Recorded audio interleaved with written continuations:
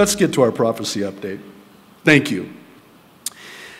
I want to look at the seriousness of what some suggest is a world that's now on the brink of all-out war. Seems that the drumbeat of wars and the threats of wars are increasing in both their tempo and their volume with each passing day. When I was preparing for today's update, I was struck with the prevalent use of words and phrases like imminent and nearing an end. And what struck me was these are from secular sources. They're starting to use words like that and phrases like that. And I know that words and phrases such as these have been around and have always been used in the past, but I would argue that today it is unprecedented, the likes of which we have never seen before. And I say that because never before in human history has there been the propensity for that which seems to be coming now, namely that of the use of weapons of mass destruction that, in effect, could kill a third of the population of the entire planet. Consider what Revelation chapter 9 says concerning this. I'll read verses 13 through 16, and as I do, please note that this takes place during the 7-year tribulation.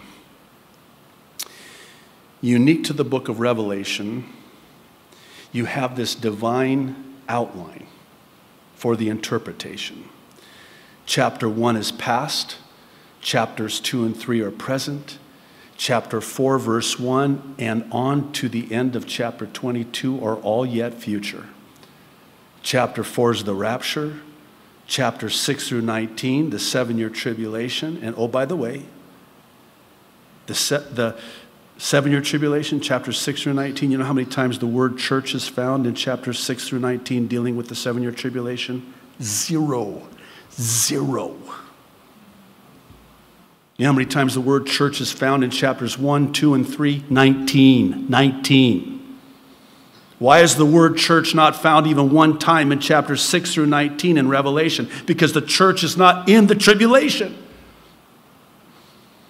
Well, what about those that cleansed themselves, that did not take the mark of the beast? That's not the church. That's not the bride.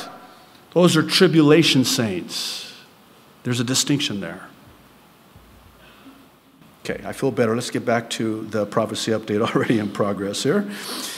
Verse 13, then the 6th angel sounded, and I heard a voice from the 4 horns of the golden altar which is before God, saying to the 6th angel who had the trumpet, release the 4 angels who are bound at the great river Euphrates.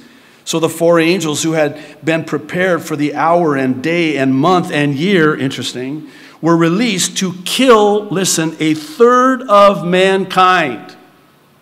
Now, the number of the army, of the horsemen, was, get this, 200 million. I heard the number of them. Again, this will ultimately find its fulfillment in and during the 7-year tribulation. In Luke 21:28, Jesus said this, and I know you're familiar with this verse.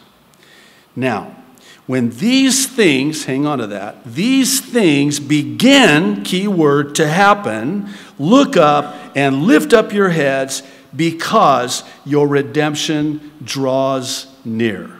What things is he referring to? I believe that Jesus is speaking about those things that will ultimately be fulfilled in and during the 7-year tribulation, beginning to come to pass prior to the 7-year tribulation, which is why when we see them begin to happen prior to the 7-year tribulation, then we're going to know that our redemption draws near as a result. I love Pastor Chuck's analogy and illustration of this. He shares about one day he's at the mall with his wife, Kay. And he says to his wife, "Oh, look at all the decorations are up for Christmas. Oh, I just love Thanksgiving." To which Kay responded, "Honey, you mean you love Christmas?" "No, I love Thanksgiving." Well, in other words, all the Christmas decorations are up, and Thanksgiving comes before Christmas. So when you see the world decorated for Christmas, as it were, you know that the rapture is first. And so that's how close it is. Now here's the question. Are the things that are beginning to happen now that which will ultimately find their fulfillment in the 7-year tribulation? I would argue that absolutely, yes, they are. And if you'll indulge me and hear me out, I want to argue that case.